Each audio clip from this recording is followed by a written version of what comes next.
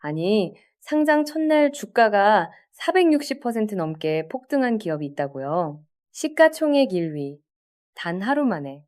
중국 반도체 기업 얘기입니다. 창신 메모리 테크놀로지, 영어로는 CXMT라고 부르죠. 발표 직후 글로벌 증시가 흔들렸습니다. 삼성전자 주가가 흔들렸고 SK 하이닉스가 흔들렸어요. 엔비디아도 TSMC도 같이 흔들렸습니다. 한국 반도체 섹터에 투자하신 분들 심장도 같이 흔들렸겠죠. 그런데 여기서 질문 하나 드리겠습니다. 창신 메모리 기술력이 한국보다 앞서서 시장이 충격받은 걸까요?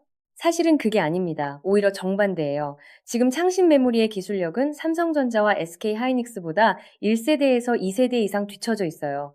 AI 반도체의 핵심인 HBM 분야에서는 한국과 3년 이상 격차가 난다는 평가도 나옵니다. 수율도 낮고 생산 원가도 높아요. 그런데도 시장이 패닉했습니다. 글로벌 반도체 증시 전체가 흔들렸어요. 왜일까요?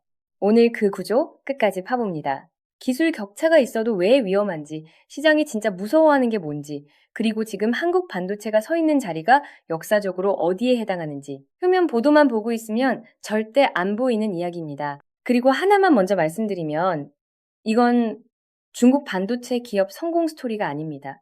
이건 한국 반도체가 지금 어떤 게임을 하고 있는지에 대한 이야기예요. 그 차이를 끝까지 보고 가시면 됩니다. 창신 메모리는 2016년에 출발했습니다.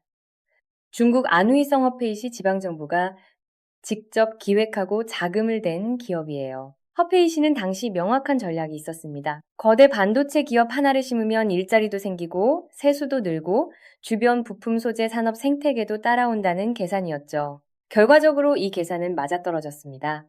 허페이시는 이후 중국 내에서 가장 공격적인 첨단 산업 투자 도시 중 하나로 손꼽히게 됐어요. 뭔가 낯이 있죠.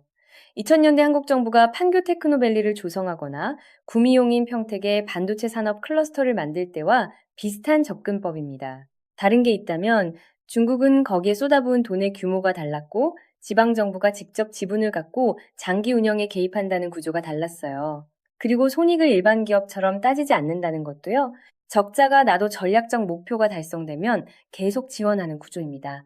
일반 기업 논리로 보면 말이 안 되는 투자예요. 하지만 국가 전략으로 보면 완전히 다른 계산이 나옵니다. 지방정부의 전폭적인 지원을 바탕으로 창신메모리는 설립 10년 만에 중국 내 디램 시장 1위, 세계 4위 기업으로 올라섰습니다. 그리고 2025년 1분기 기준 글로벌 디램 시장 점유율 약 8%를 기록했어요. 여기서 잠깐 멈춰야 합니다. 불과 1년 전까지 창신메모리의 글로벌 점유율은 3% 수준이었습니다. 1년 사이에 3%에서 8%로 올라간 거예요. 2배가 넘는 속도로 시장을 먹어 들어갔다는 건데 이게 단순한 성장 지표가 아닙니다. 이 속도감 자체가 이 이야기의 진짜 핵심이에요. 왜 이 속도가 가능했는지를 이해하면 왜 시장이 패닉했는지가 보이기 시작합니다. 그러면 기술력은 어느 정도 수준일까요? 현재 창신 메모리가 양산하는 주력 공정은 삼성전자와 SK하이닉스가 2019년에 이미 양산했던 기술 수준과 유사한 것으로 알려져 있습니다. 6년 전 기술이에요. 컴퓨터용 일반 디램 외에 스마트폰용 저전력 모바일 디램도 만들고 있지만 핵심 제조 공정의 세대 차이는 분명합니다. HBM 분야에선 한국과 3년 이상 격차가 나고 자체 개발한 장비도 아직은 저가형 디램 생산 수준에 머물러 있다는 평가가 나와요. 그러면 기술이 뒤처진 이 기업이 어떻게 세계 4위에 올라섰을까요? 기술이 아니라 시장이 먼저 그들의 편이 됐기 때문입니다. 미국의 강력한 제재로 엔비디아 최첨단 칩을 살 수 없게 된 알리바바, 바이두 같은 중국 빅테크 기업들이 차선책으로 창신 메모리 제품을 선택했어요. 중국 정부의 막대한 보조금은 가격 경쟁력을 만들어줬습니다. 14억 인구 내수 시장이라는 거대한 소비처가 먼저 채워지기 시작했고요. 기술 격차가 있어도 팔 곳이 먼저 생긴 거예요. 팔면서 돈이 생겼고 그 돈으로 기술을 쫓아갔습니다. 그리고 미국이 제재로 막아놓은 반도체 장비를 자체적으로 개발하기 시작했어요. 전문가들이 기술 자립의 마지막 퍼즐이라고 부르는 노광 장비 국산화까지 추진 중입니다. 노광 장비 개발이 완성되면 외국 장비 없이도 반도체를 만들 수 있는 완전한 기술 루프가 닫히는 거예요. 이 루프가 닫히는 시점이 언제냐는 게 지금 반도체 업계의 가장 뜨거운 질문입니다. 전문가마다 전망이 다르지만 대부분 예상보다 빠를 수 있다는데 동의해요. 왜냐하면 중국은 지금 이 목표를 위해 국가 전체의 자원을 집중하고 있거든요. 민간 기업 논리가 아니라 국가 전략 논리로 움직이는 거예요. 그리고 그 방식이 과거에도 먹혔습니다. 이쯤에서 주류 언론 보도를 보면 대부분이 지점에서 멈춥니다. 기술 격차가 있다, 수율이 낮다, 당장 위협은 제한적이다. 이렇게 정리하고 넘어가거든요. 틀린 말은 아닙니다. 그런데 그게 전부라면 왜 삼성전자와 SK하이닉스 주가가 상장 소식 하나에 그렇게 흔들렸을까요? 지상파 보도만 보고 있으면 이 구도는 안 보여요. 시장은 현재 기술력을 보고 반응한 게 아닙니다. 궤적을 보고 반응한 겁니다. 3%에서 8%로 1년. 이 속도의 시장이 패닉한 거예요. 그리고 여기에 결정적인 맥락이 하나 더 있어요. 이 성장이 자유시장 경쟁에서 나온 게 아니라는 겁니다. 중국 정부의 구조적 지원, 내수시장 강제 배분, 그리고 경쟁 기업이 살 수 없는 장비를 제재로 막아주는 간접 효과까지 더해진 결과예요. 일반적인 기업 간 경쟁 논리로 대응하면 안 된다는 얘기입니다. 국가 대 기업의 싸움이 아니라 국가 대 국가의 반도체 전쟁에서 한국 기업들이 전선에 서 있는 구도거든요. 창신 메모리 상장 직후에 엔비디아 주가가 2% 넘게 떨어졌습니다.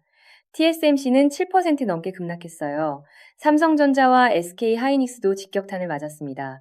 이건 단순히 중국 기업 하나의 상장 소식이 아니라 글로벌 반도체 공급망 전체의 판도가 흔들릴 수 있다는 신호로 시장이 읽었다는 뜻이에요. 그런데 여기서 한 가지 더 놓치면 안 되는 게 있습니다. 바로 애플의 움직임입니다. 애플이 미국에서 판매되는 아이폰에 창신 메모리 칩을 사용할 수 있게 해달라고 미국 정부에 요청했다는 보도가 나왔어요. 최종 확정된 건 아닙니다. 미국 정부의 승인 여부가 아직 남아있고요. 그런데 여러분, 애플이 왜 이런 움직임을 보였을까요? 창신 메모리 제품이 기술적으로 삼성이나 SK하이닉스보다 뛰어나서일까요? 아닙니다. 일각에서는 애플이 기존 공급사들을 상대로 가격 협상력을 높이기 위해 창신 메모리를 협상카드로 쓰는 것 아니냐는 분석이 나옵니다. 한마디로 너희 아니어도 살 돼 있다는 신호를 삼성과 SK에 보내는 거예요. 이게 얼마나 위험한 그림인지 한번 생각해 보세요. 지금까지 삼성전자와 SK하이닉스가 애플과 협상할 때 가장 강한 카드는 우리 말고는 이 품질의 메모리를 공급할 수 있는 데가 없다는 거였어요. 기술 독점에서 나오는 협상력이었습니다. 그런데 애플이 창신 메모리를 협상 카드로 꺼내는 순간 그 독점 구도에 균열이 생깁니다. 실제 도입 여부보다 그 협상 카드의 존재 자체가 공급사들의 가격 협상력을 구조적으로 약화시켜요. 애플 입장에서는 창신 메모리가 실제로 들어오지 않아도 협상에서 유리한 위치를 점할 수 있게 되는 겁니다. 여기서 더 넓게 봐야 합니다. 에어비앤비나 코인베이스 같은 미국 기업들은 이미 중국산 오픈 AI 모델을 제품에 적극 활용하고 있어요. 마이크로소프트, 아마존, 구글 같은 대형 클라우드 사업자들도 중국산 AI를 고객에게 빠르게 제공하기 시작했습니다. 기술 출처보다 비용과 성능이 우선시되는 방향으로 시장이 이미 움직이고 있는 거예요. 반도체도 같은 방향으로 갈 수 있다는 게 시장이 읽은 신호입니다. 이게 진짜 무서운 그림입니다. 기술력이 뒤처지더라도 가격 경쟁력과 내수시장 기반이 어느 정도 갖춰지면 글로벌 빅테크가 협상 카드로 활용하기 시작한다는 거예요. 그 순간부터 창신 메모리는 단순한 중국 내수 기업이 아닙니다. 글로벌 공급망 재편의 변수가 되는 거거든요. 문제는 바로 여기서부터입니다. 한국이 진짜 두려워해야 하는 게 뭔지 이제 구조가 선명하게 보이기 시작합니다. 단기 시나리오부터 짚겠습니다. 지금 창신 메모리가 생산하는 제품 대부분은 중국 내수용입니다. HBM 같은 첨단 제품에선 기술 격차가 3년 이상 납니다.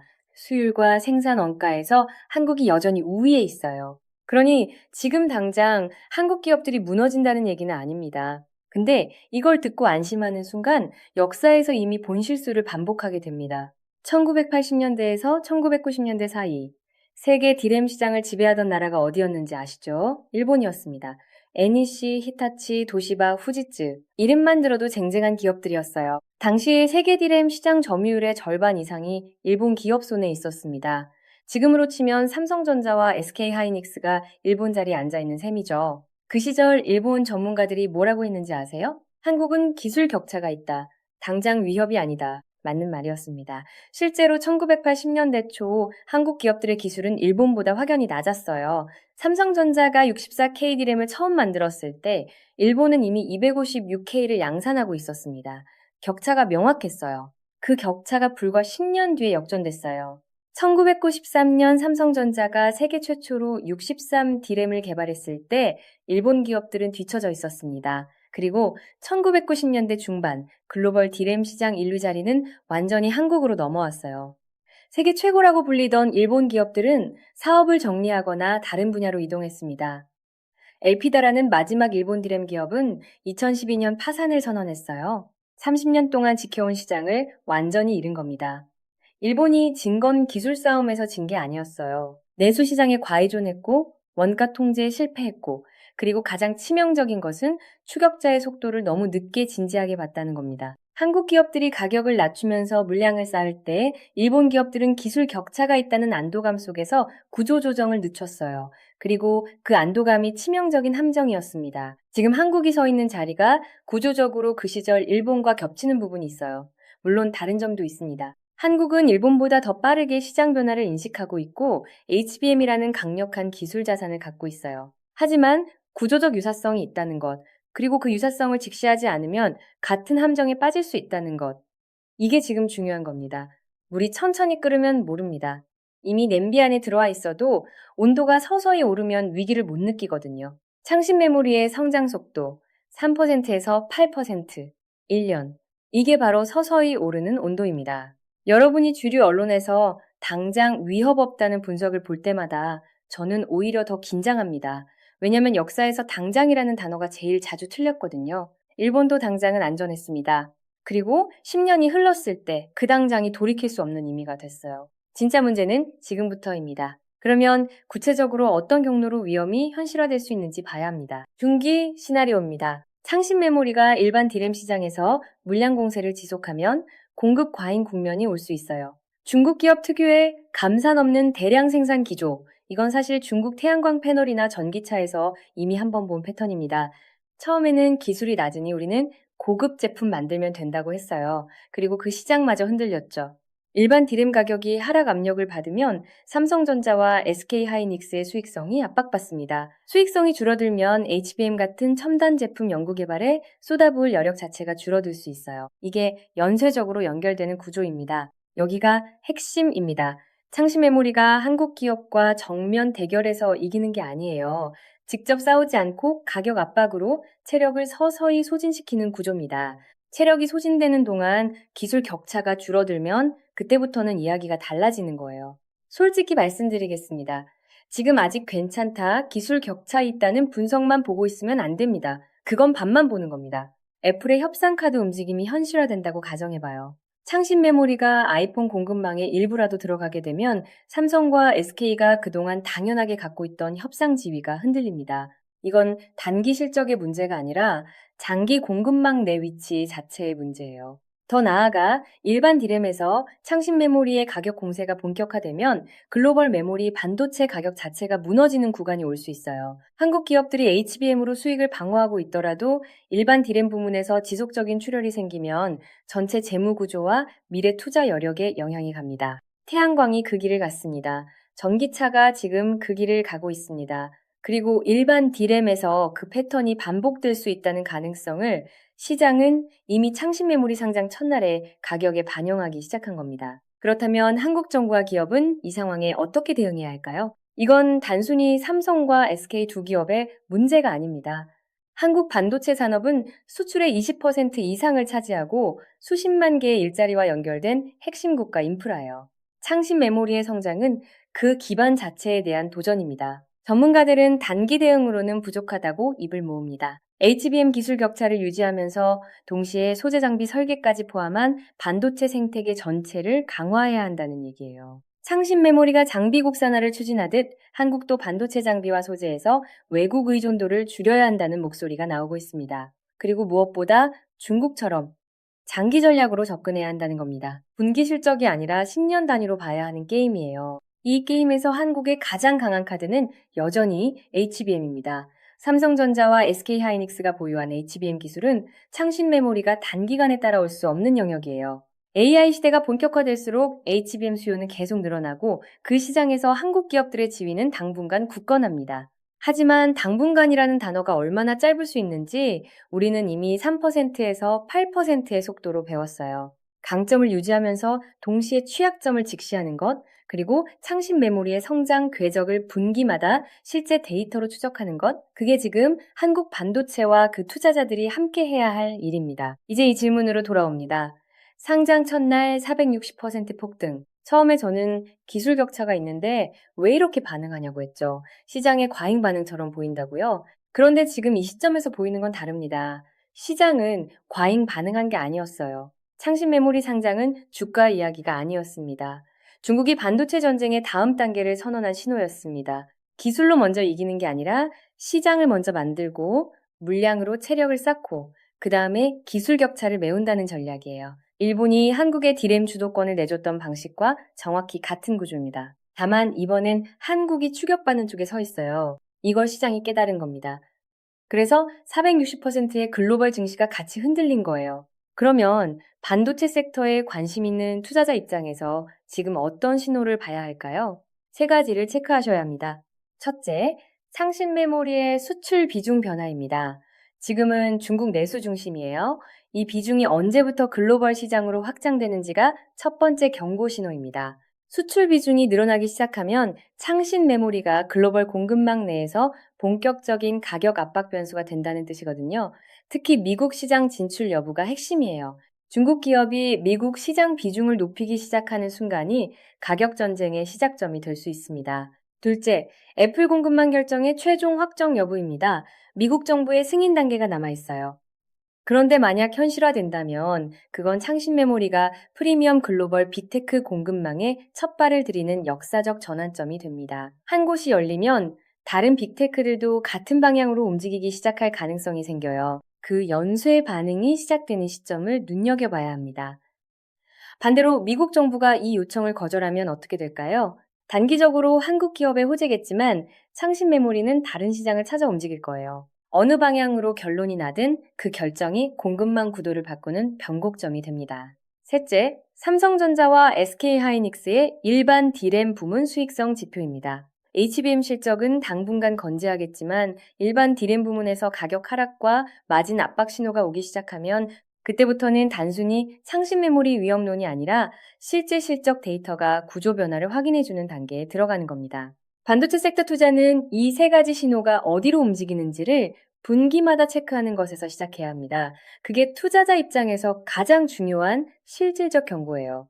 창신 메모리가 지금 당장 한국 반도체를 무너뜨린다는 얘기가 아닙니다. 다만 1980년대 일본 전문가들이 기술 격차 있다, 당장 위협 아니다 라고 했을 때 그 말은 그 순간에는 맞았습니다. 그리고 10년 뒤 틀렸어요. 그 10년 동안 일본은 안도감 속에서 변화를 놓쳤습니다. 지금 우리가 비슷한 말을 듣고 있어요. 그 말을 들으면서 안심해버리는 것. 그게 오늘 제가 가장 경계하고 싶었던 부분입니다. 상신 메모리가 상장 첫날 460% 오른 건 숫자 게임이 아니었습니다. 중국이 반도체 전쟁에서 무엇을 선언했는지 그 신호를 읽은 사람들이 반응한 거예요. 기술이 아직 뒤처져 있어도 시장이 먼저 열릴 수 있고 시장이 열리면 기술은 따라온다, 이 논리가 실제로 작동한다는 걸 창신 메모리가 10년에 걸쳐 보여준 겁니다. 그 신호를 지금 어떻게 읽느냐가 앞으로 5년, 10년의 공급망 판도를 가르는 기준이 됩니다. 창신 메모리의 파장이 어디까지 이어질지, 그리고 한국 반도체가 이 구조적 도전에 어떻게 대응하고 대비할지 공급망의 흐름을 계속 같이 지켜봐야 합니다.